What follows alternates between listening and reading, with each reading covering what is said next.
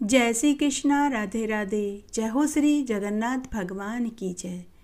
जय हो बलभद्र भगवान की जय। जय हो देवी सुभद्रा की जय। आषाढ़ मास का पवित्र महीना शुरू हो गया है। आषाढ़ मास में भगवान जगन्नाथ की कथाओं को सुनने का बहुत पुण्यफल प्राप्त होता है। आइए आज हम आषाढ़ मास में भगवान जगन्नाथ की पौराणिक प्रचलित पुण्यफल देने वाली कथा का श्रवण करते हैं। यह कथा भगवान जगन्नाथ की प्रमुख पावन कथाओं में से एक कथा है। जिस तरह हमारे हिंदू धर्म में भोजन के बाद मुंह शुद्धि के लिए मेहमानों को, पंडितों को तथा देवताओं के आगे भोग में पान सुपारी का बीड़ा अर्पित किया जाता है, ठीक उसी तरह भगवान जगन्नाथ को भी रात्रि में भोजन के बाद पान अर्पित किया जाने लगा। यह प्रथा कब किसने शुरू करी, आइए विस्तार से जानते हैं। सनातन धर्म की कथाओं के अनुसार शास्त्रों में कहते हैं कि भगवान जगन्नाथ के सिंहद्वार के पास धर्मदास नाम का एक पान वाले की छोटी सी पनवाड़ी की दुकान थी। वह सुबह 7 बजे से रात्रि 8 बजे तक पान बेचता था। यही उसके परिवार की आजीविका का साधन था। धर्मदास सुबह दुकान खोलने से पहले और बाद में दोनों समय जगन्नाथ मंदिर के दर्शन करने और मंगला आरती और संध्या आरती में शामिल होता था। आरती देखते समय वह देखता था कि प्रतिदिन भगवान के 56 तरह के व्यंजनों का भोग लगाया जाता है, परंतु भगवान को पान के बीड़े का भोग क्यों नहीं लगाया जाता। उसने मंदिर के पुजारी को अपने मन की बात कही तो मंदिर के पुजारी ने कहा कि हमारे प्रभु पान सुपारी नहीं खाते। यह सुनकर धर्मदास उदास मन से घर आ गया और सोने की तैयारी करने लगा। तभी उसने देखा कि उसके घर के आंगन में 2 नौजवान व्यक्ति, जिनके घुंघराले बाल थे, कानों में कुंडल पहने हुए थे, कपड़े बड़े ही चमकीले और रेशमी दिखाई दे रहे थे। उनका रूप बड़ा ही सजीला था। उन्हें देखकर धर्मदास मंत्र मुग्ध होकर एक टकटकी लगाए देखने लगा। प्रिय भक्तों, तब उन दोनों सुंदर युवकों ने धर्मदास जी से पान मांगा। धर्मदास जी ने कहा कि पान तो मेरी दुकान पर ही है, आप ठहरिए, मैं अभी अपनी दुकान से 2 पान बनाकर लाता हूँ। धर्मदास भागा भागा अपनी दुकान की गुमटी पर गया और वहां से 2 मीठे गुलकंद, इलायची, लौंग, सुपारी डाल करके 2 मीठे पान बना कर के लाया। प्रिय भक्तों, भागा भागा वह वापस घर आया और उन दोनों नव युवकों को उसने पान खाने के लिए दिया। उन दोनों नवयुवकों ने धर्मदास जी से कहा कि महाराज, हमारे पास तुम्हें देने के लिए अभी पैसे नहीं हैं, लेकिन एक दिन हम इकट्ठे ही आपको पान के पैसे दे देंगे। तब धर्मदास जी ने उन दोनों नवयुवकों से कहा कि महाशय जी, जब आपका मन हो आप पान खाने आ जाइए और जब आपकी इच्छा हो आप पैसे दे देना। प्रभु की कृपा से मेरे पास पैसे की कोई कमी नहीं है। अब वे दोनों सुंदर नवयुवक रोज धर्मदास जी की कुटिया पर पान खाने आने लगे। अब धर्मदास जी भी रोज रात्रि को दुकान बंद करके घर आते तो 2 मीठे पान बना करके लाने लगे। तब एक रात्रि को मंदिर के मुख्य पुजारी ने उन दोनों नवयुवकों को अर्धरात्रि में धर्मदास जी की कुटिया से मंदिर में प्रवेश द्वार पर आते हुए देख लिया। पुजारी मन ही मन सोचने लगा कि ये 2 नवयुवक कौन हैं, पहले इन्हें कभी नहीं देखा। प्रिय भक्तों, तभी पुजारी ने देखा कि वे दोनों नवयुवक मंदिर के प्रवेश द्वार तक आकर अचानक से गायब हो गए। मंदिर का पुजारी सोच में पड़ गया। उसने मन ही मन निश्चय किया कि मुझे इन दोनों नवयुवकों की निगरानी करनी पड़ेगी। तब मंदिर के पुजारी ने देखा कि रोज मंदिर के प्रवेश द्वार से 2 नवयुवक धर्मदास जी की कुटिया पर जाते हैं और अर्धरात्रि को पुनः धर्मदास जी की कुटिया से मंदिर के प्रवेश द्वार तक आते हैं, परंतु ये दोनों नवयुवक कहाँ से आते हैं और अचानक से कहाँ गायब हो जाते हैं, इसका पता पुजारी जी नहीं ढूंढ पाए। तब एक दिन पुजारी जी धर्मदास जी पनवाड़ी के पास सुबह सुबह उनके घर पहुंच गए और पान खाने के लिए आने वाले नवयुवकों के बारे में पूछने लगे। तो पनवाड़ी ने पुजारी जी से कहा कि पुजारी जी, मुझे भी नहीं मालूम कि वे कौन हैं और कहाँ से आते हैं।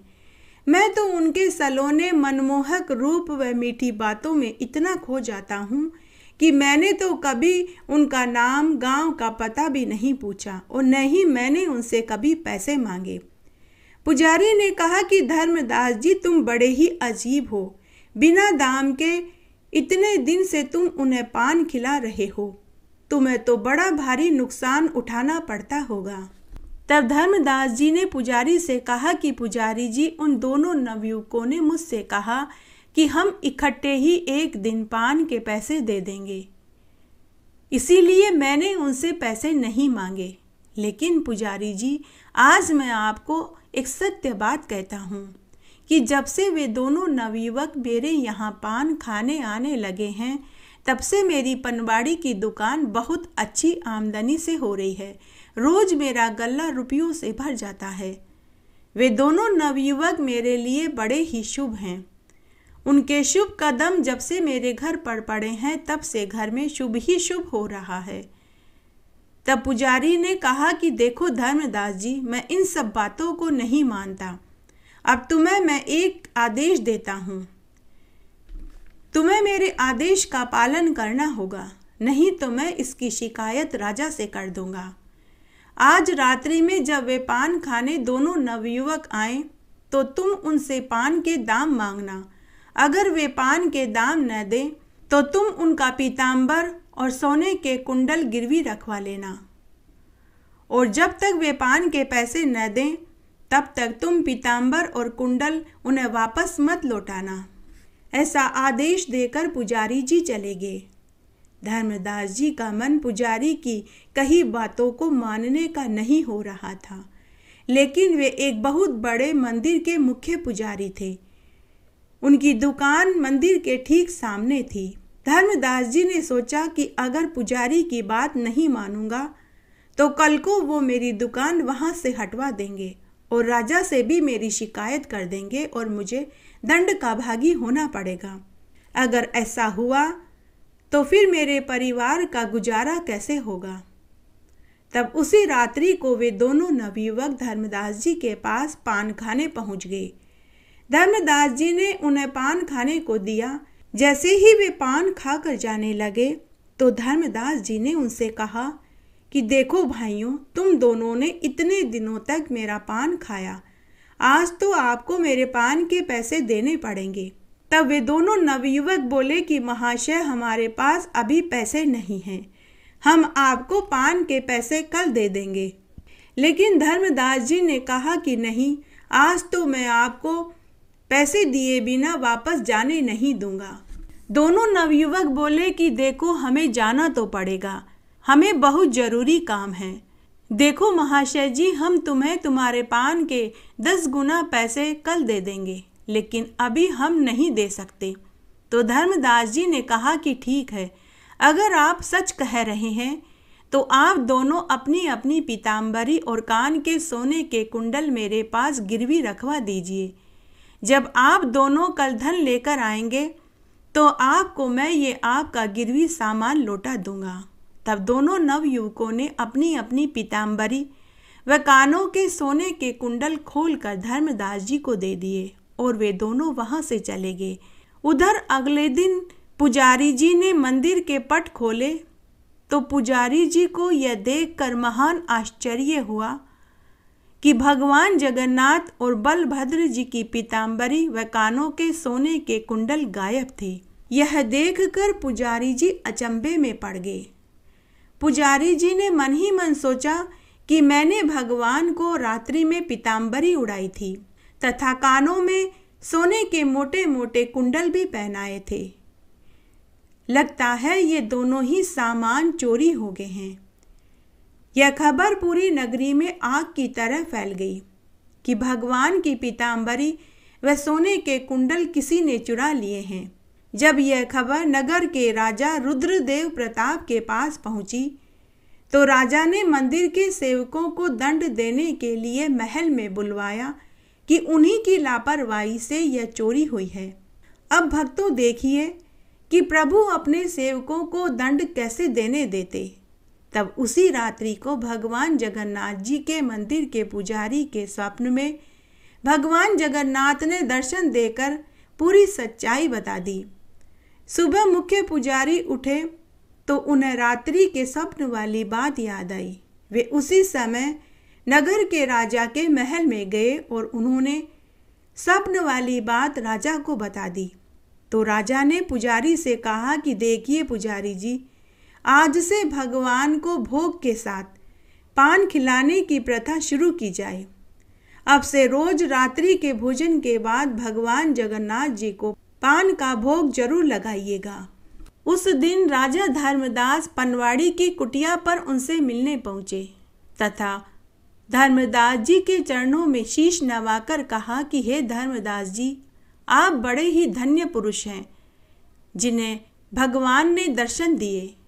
उसके बाद भगवान की पीतांबरी व सोने के कुंडल उन्होंने पनवाड़ी के पास देखे।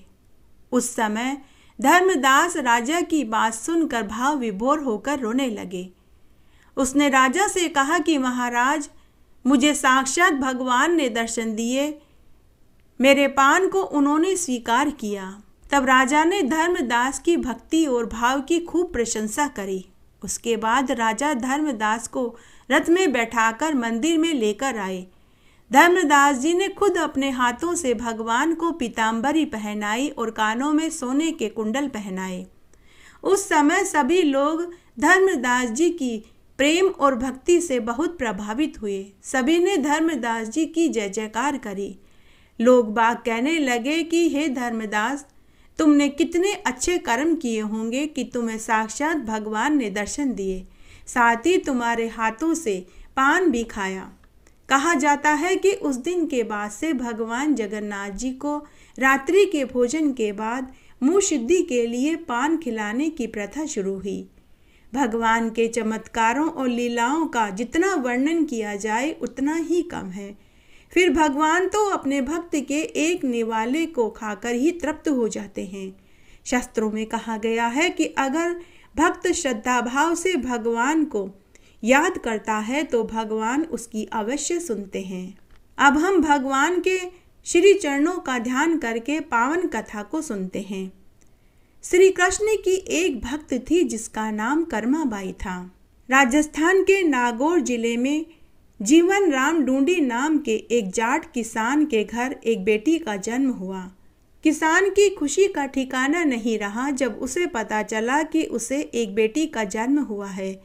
किसान ने अपनी पत्नी से कहा कि मैं बड़े ही कर्मों वाला हूँ जो मेरे घर बेटी ने जन्म लिया है। मैं अपनी बेटी का नाम कर्माबाई रखूँगा। जाट जीवन राम भगवान कृष्ण का परम भक्त था। उनके घर में भगवान कृष्ण का एक छोटा सा मंदिर था। जीवन राम भगवान को भोग लगाने के बाद ही अन्न जल ग्रहण करता था। यह उसका नित्य का नियम था। इस तरह उनका समय खुशी खुशी बीत रहा था। जब कर्माबाई 8 बरस की थी तभी उनकी माँ का एक अज्ञात बीमारी से देवलोक गमन हो गया। अब कर्माबाई को पालने पोसने की जिम्मेदारी पिता के ऊपर आन पड़ी। परिवार के लोगों ने, आस पड़ोस वालों ने और सगे संबंधियों ने कर्माबाई के पिता पर दूसरा विवाह करने के लिए जोर जबरदस्ती करने लगे, लेकिन जीवन राम डूंडी ने इनकार कर दिया कि मैं अपनी बेटी को खुद पालूंगा पोसूंगा, उसके लिए मैं दूसरा विवाह नहीं करूंगा। मेरी और मेरी बेटी के ऊपर तो भगवान जगन्नाथ का हाथ है। इस तरह कर्माबाई के पिता ही अपनी बेटी का पालन पोषण करने लगे। जब कर्माबाई बड़ी हुई तो उसने अपने पिता को भगवान कृष्ण की पूजा पाठ और स्तुति करते हुए देखा। प्रिय भक्तों, तब कर्माबाई अपने पिता से बोली कि पिताजी, आप रोज भगवान कृष्ण को भोजन खिलाने के बाद ही अन्न जल खाते हो। तो पिता ने कहा कि हाँ बेटी, जब भगवान भोजन खा लेते हैं तो उसके बाद ही मैं अन्न जल ग्रहण करता हूँ। तब एक दिन की बात है, जीवन राम कुछ दिनों के लिए तीर्थ यात्रा पर जा रहे थे।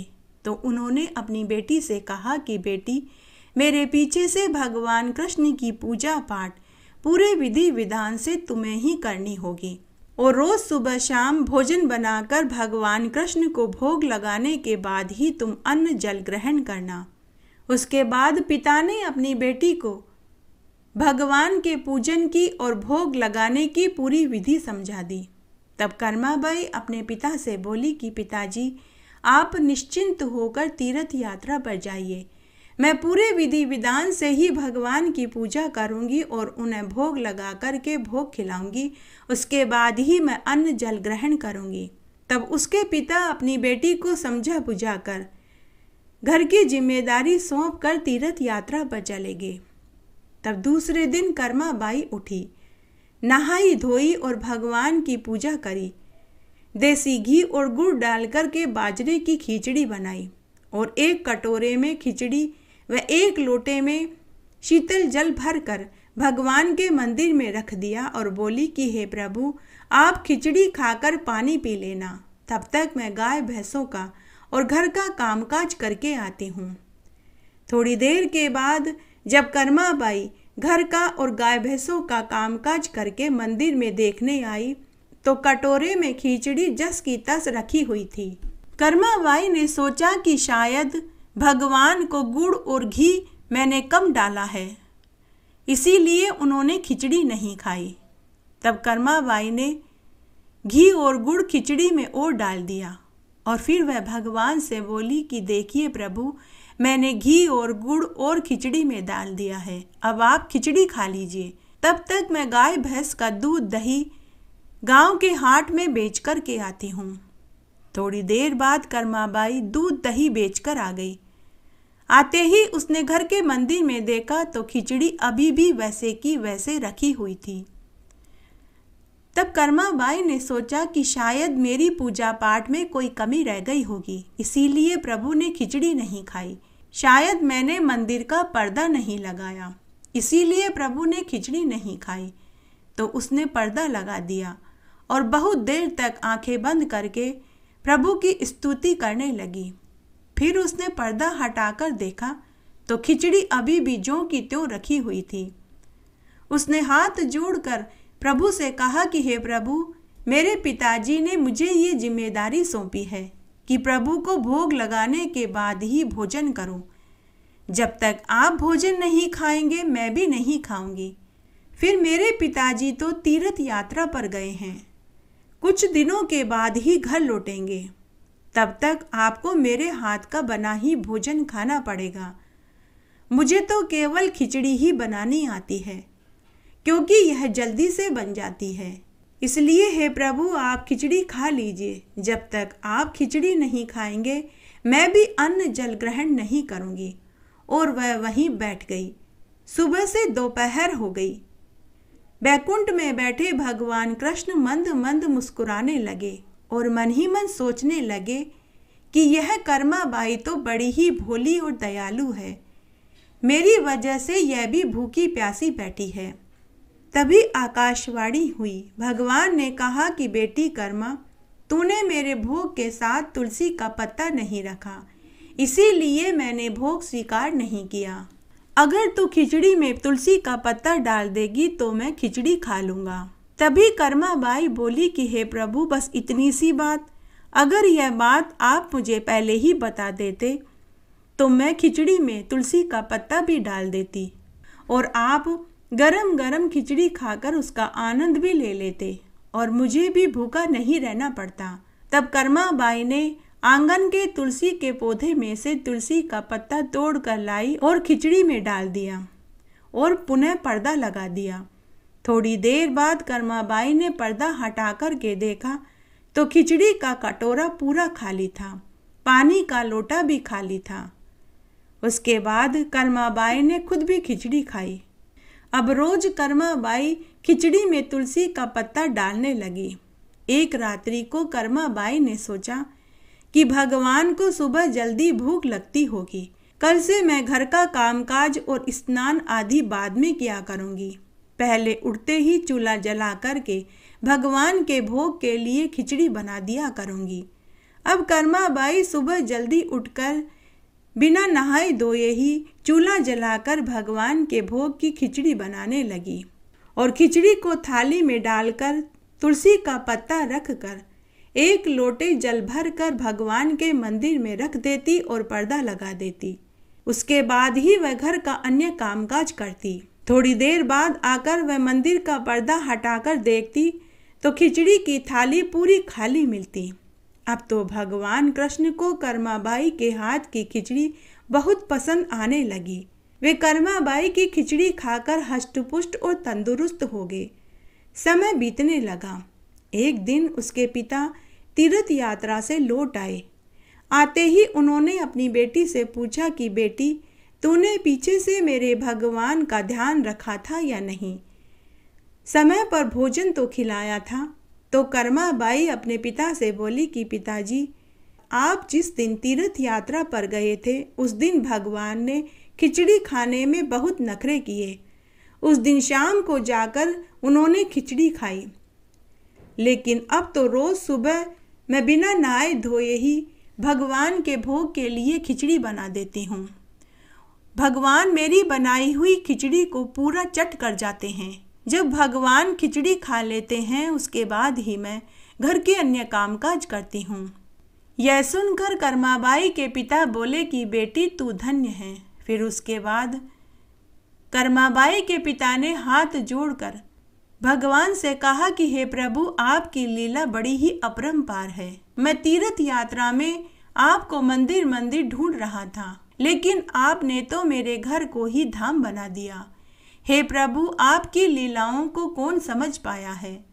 फिर पिता ने कहा कि बेटी, अब से तुम्हें भगवान की सेवा पूजा करनी है और भोग लगाना है, क्योंकि बेटी भगवान को तेरा बनाया हुआ भोग पसंद आ रहा है। इस तरह कर्माबाई ही अब भगवान की सेवा टहल करने लगी और भोग बना कर के खिलाने लगी। कुछ वर्षों के बाद एक दिन कर्माबाई के पिता का स्वर्गलोक गमन हो गया। कर्माबाई का अपने पिता के बिना घर में मन नहीं लगा। तब एक दिन वह भगवान कृष्ण की मूर्ति सीने से लगाकर तीर्थ यात्रा पर निकल पड़ी। सभी मंदिरों के दर्शन करते करते एक दिन वह उड़ीसा के भगवान जगन्नाथ धाम में पहुंच गई।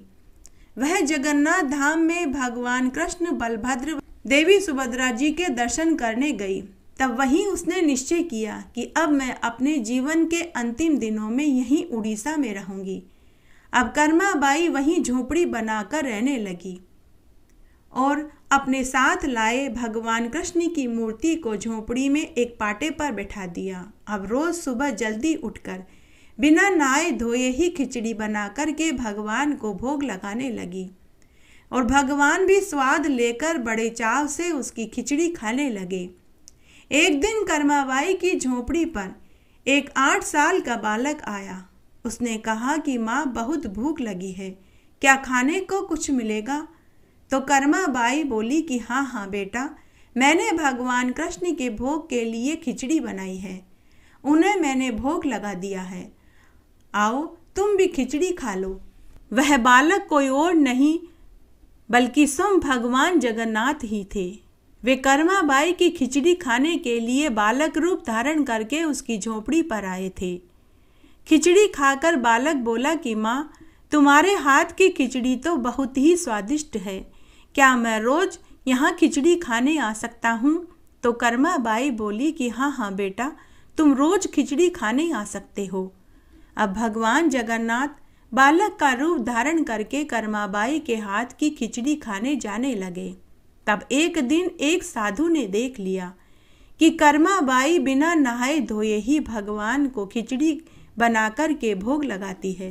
तो साधु ने कर्माबाई को धर्म का उपदेश देते हुए कहा कि कर्माबाई, तुम बिना नहाए धोए ही खिचड़ी बनाकर भगवान को भोग लगाती हो, तुम्हें ऐसा नहीं करना चाहिए, इसका तुम्हें पाप लगेगा।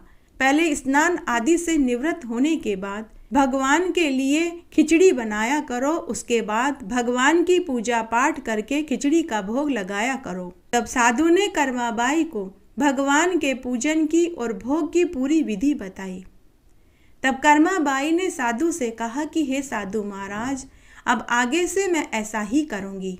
दूसरे दिन कर्माबाई सुबह उठी, घर आंगन की साफ सफाई करी, नहाई धोई, चूल्हा जलाकर के खिचड़ी बनाई, फिर भगवान की पूजा पाठ करी, घी का दीपक जलाया, आरती करी, अगरबत्ती करी।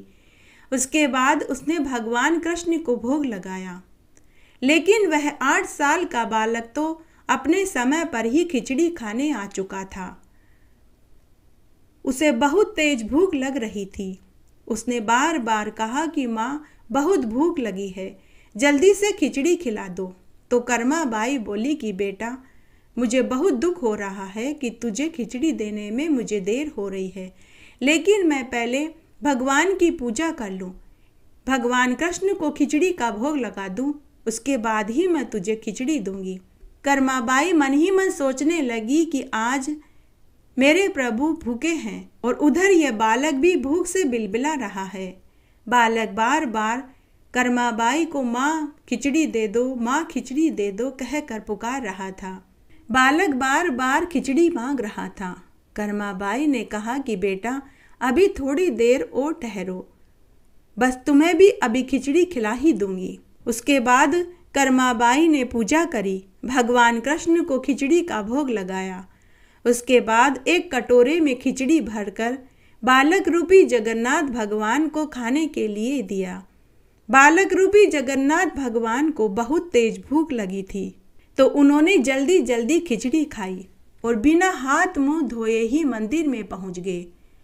उस दिन मंदिर के पुजारी ने देखा कि भगवान जगन्नाथ के मुख और हाथ पर खिचड़ी लगी हुई थी। पुजारी ने मन ही मन सोचा कि अभी तो मैंने भोग बना करके भोग भी नहीं लगाया है, भगवान के मुंह और हाथों पर खिचड़ी भला कहाँ से लगी, और मैंने तो कई दिनों से भोग में खिचड़ी भी नहीं बनाई, फिर भला यह खिचड़ी कहाँ से आई। पुजारी को बहुत आश्चर्य हुआ। उसी रात को भगवान जगन्नाथ ने मंदिर के पुजारी को और उस साधु को दोनों को स्वप्न में दर्शन देकर कहा कि कर्माबाई जगन्नाथपुरी में एक झोपड़ी में रहती है। वह रोज बिना नहाए धोए बाजरे की खिचड़ी बना करके भगवान कृष्ण को यानी मुझे भोग लगाती है। परंतु एक साधु ने कर्माबाई को सुबह नहा धोकर पूजा पाठ करके खिचड़ी बनाने और भोग लगाने को कहा, तो इन सब कामों में कर्माबाई को खिचड़ी बनाने में देर हो गई। मैं रोज बालक रूप में कर्माबाई की झोपड़ी पर उनके हाथ की खिचड़ी खाने जाता हूँ, लेकिन जल्दी जल्दी खिचड़ी खाने से मेरे मुंह व हाथों पर खिचड़ी लगी रह गई। मुझे भूख भी बहुत जोरों की लग रही थी और इधर मंदिर में मेरे भक्त मेरी दर्शन की प्रतीक्षा में खड़े थे, तो मुझे खिचड़ी खाकर जल्दी से मंदिर में भी आना था, इसीलिए मेरे मुख व हाथों पर खिचड़ी लगी रह गई। यह बात मंदिर के पुजारी को और उस साधु को भगवान ने दर्शन देकर कही। दूसरे दिन वह साधु कर्माबाई की झोपड़ी पर गया और माफी मांगते हुए बोला कि हे कल्याणी, हे कर्माबाई, तू तो बड़ भागी है, तू धन्य है जो तेरी झोपड़ी पर खुद जगन्नाथ भगवान तेरे हाथ की बनी खिचड़ी खाने आते हैं। कर्माबाई, अब तुम पहले की तरह ही बिना नहाए धोए खिचड़ी बना करके भगवान को भोग लगाया करो। हे कर्माबाई, तुम भगवान की सच्ची भक्त हो। तुम्हारे लिए किसी तरह के कोई नियम कानून और कायदे नहीं हैं। तुम्हें किसी प्रकार के कोई नियम मानने की आवश्यकता नहीं है। तुम पहले की ही भांति खिचड़ी बनाकर सुबह जल्दी ही भगवान को भोग लगा दिया करो। उसके बाद कर्माबाई पहले की ही भांति बिना नहाए धोए खिचड़ी बनाकर के भगवान को भोग लगाने लगी और उसके बाद बालक रूपी जगन्नाथ को खिचड़ी खिलाने लगी। यह क्रम कई वर्षों तक चलता रहा। फिर एक दिन कर्माबाई परलोक सिधार गई। तब उस दिन असमय ही जगन्नाथपुरी में खूब मेघ बरसे, जैसे कोई दहाड़े मार मार कर रो रहा हो। उधर मंदिर में भी भगवान जगन्नाथ के आंखों में से आंसू टपक रहे थे। पुजारी, भक्तगण व राजा यह देख कर हैरान और परेशान हो गए कि आज हमसे ऐसी क्या भूल हो गई जो भगवान के आंखों से आंसू बह रहे हैं। उसी रात भगवान जगन्नाथ ने राजा और मुख्य पुजारी को स्वप्न में दर्शन देकर कहा कि मेरी प्रिय भक्त कर्माबाई परलोक सिधार गई और परम तत्व में विलीन हो गई है। अब कौन मुझे सुबह सुबह खिचड़ी बना करके खिलाएगा। दूसरे दिन राजा व पुजारी दोनों ने अपने अपने स्वप्न वाली बात बताई। तब राजा ने मुख्य पुजारी जी से कहा कि पुजारी जी, अब से रोज सुबह सुबह कर्माबाई के नाम की खिचड़ी मंदिर में बना करेगी तथा भगवान को भोग लगाई जाएगी। उसके बाद सभी भक्त जनों में कर्माबाई की खिचड़ी का प्रसाद बांटा जाएगा। तब से आज भी उड़ीसा के मंदिर में सुबह सुबह कर्माबाई की खिचड़ी बनती है और भगवान को भोग लगाई जाती है। फिर यही खिचड़ी का प्रसाद भक्त जनों में वितरित किया जाता है। जय हो कर्माबाई की। हे कर्माबाई, आप बड़ी ही बड़भागी हैं। आपने जरूर बहुत अच्छे कर्म किए होंगे जिन्हें भगवान ने न केवल दर्शन दिए बल्कि आपके भोग की खिचड़ी भी स्वीकार करी। हे जगन्नाथ भगवान, जैसे आपने कर्माबाई को दर्शन दिए, जैसे आपने कर्माबाई की खिचड़ी स्वीकार करी, वैसे हमारा भी भोग स्वीकार करना, हमें भी दर्शन देना। जय हो जगन्नाथ भगवान की जय। जय हो बलभद्र भगवान की जय। जय हो देवी सुभद्रा की जय। इस तरह आज हमने आषाढ़ मास में भगवान जगन्नाथ की 2 पौराणिक पुण्यफल देने वाली कथा का श्रवण किया। आशा करती हूँ आपको यह कथा जरूर पसंद आएगी। मेरे साथ बने रहने के लिए आपका धन्यवाद। आगे आने वाली कथा कहानी के लिए भी आप इसी तरह मेरे साथ बने रहें। धन्यवाद।